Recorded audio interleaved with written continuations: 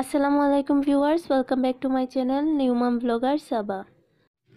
তো আশা করি আপনারা সবাই আল্লাহর রহমতে ভালো আছেন। আমি আলহামদুলিল্লাহ অনেক ভালো আছি। এখানে দেখতে পাচ্ছেন সকালে ঘুম থেকে ওঠার পরে আমি এখন চা খাচ্ছি কেক দিয়ে। এই কেকটা আমি বানিয়েছিলাম। চা খাওয়া শেষ, এখন আমি পুরো ঘর গুছিয়ে নিব, বেড করে নিব। আমার সব বেড করে ফেলেছি। আমার বেডটা জানেনই আপনারা, বাবু ঘুমায় অনেক লেট পর্যন্ত, ও তো সারা রাত সজাগ থাকে, তাই আমার বেডটা আমি লেটেই করি, লেটে গোছানো হয়।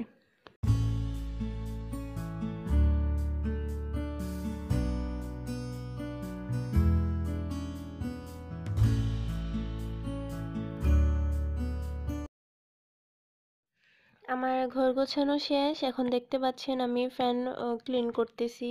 বাসার সবগুলো ফ্যান আজকে ক্লিন করে ফেলবো, অনেক নোংরা হয়ে গেছে। আমি একটা পিলো কভার নিয়েছি এখানে।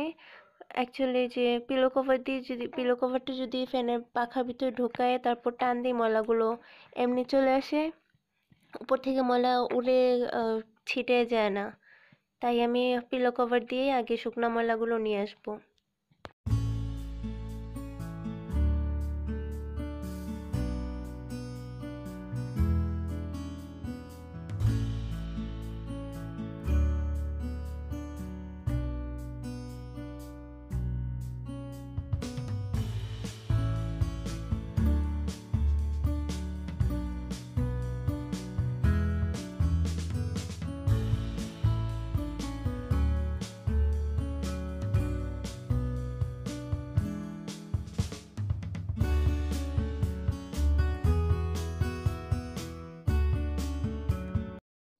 এখন আমি ভেজা ন্যাকড়া দিয়ে ফ্যান মুছে নিব।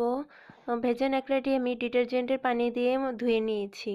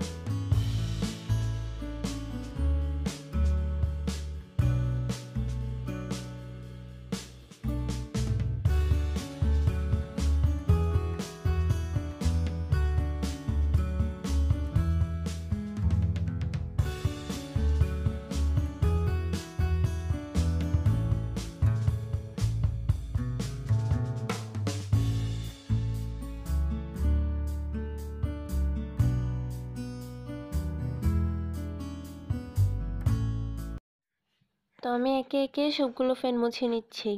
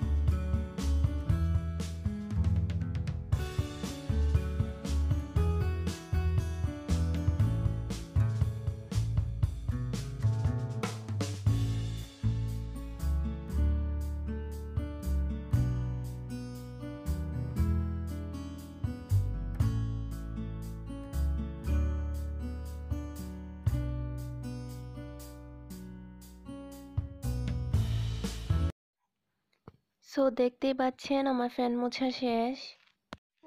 আমি সবগুলি ফ্যান মুছে নিয়েছি। আমি এখন চলে এসেছি ওয়াশরুমে। বাবুর কাঁথা আর বাবুর কাপড় চোপড় আমি ভিজিয়ে রেখেছিলাম আগেই, তো ওইসব এখন ধুয়ে নিব।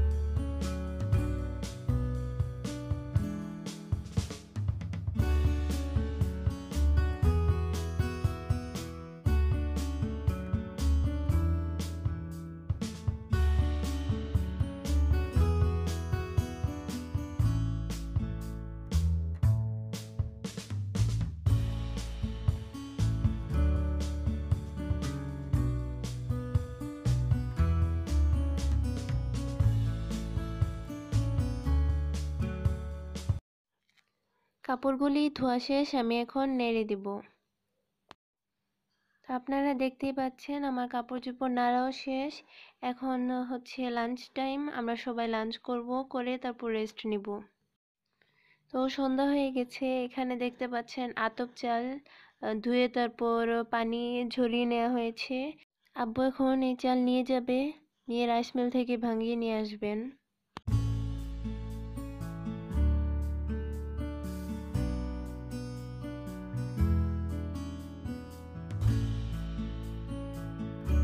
তো পিঠা বানানোর প্রস্তুতি চলতেছে। আব্বু এখানে আমাদেরকে নারকেল ভেঙে দিচ্ছে, আম্মু পিঠা বানাবে, পাটিসাপটা পিঠা।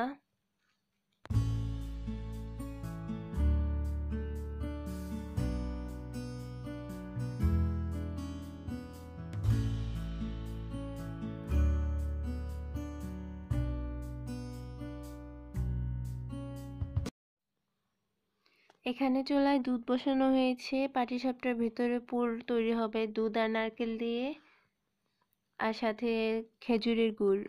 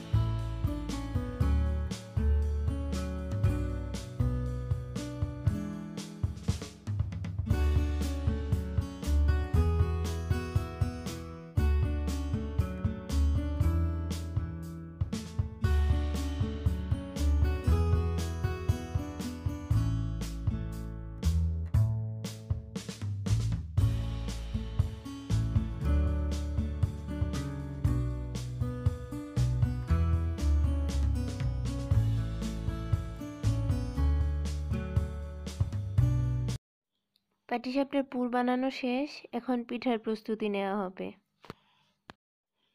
পাটিসাপটার জন্য এখানে আম্মু চালের গুঁড়ার ব্যাটার নিয়ে নিয়েছেন। এটা হচ্ছে প্লেন ব্যাটার, মানে হোয়াইট কালার। আর সাথে নিয়েছেন দুইটা ভিন্ন কালারের ফুড কালার দিয়ে, একটা হচ্ছে চকলেট কালার আর একটা হচ্ছে অরেঞ্জ কালার। এই দুইটা দিয়ে আর পাটিসাপটার আম্মু একটু ডিজাইন করে বানাবেন আর কি, যাতে দেখতে সুন্দরও হয়, খেতেও টেস্টি হবে।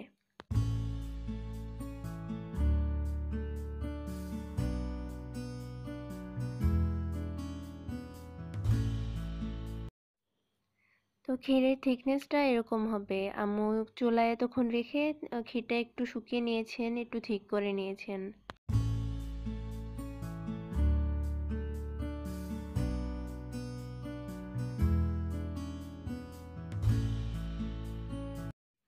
তো এখানে পাটিসাপটা তৈরি হচ্ছে।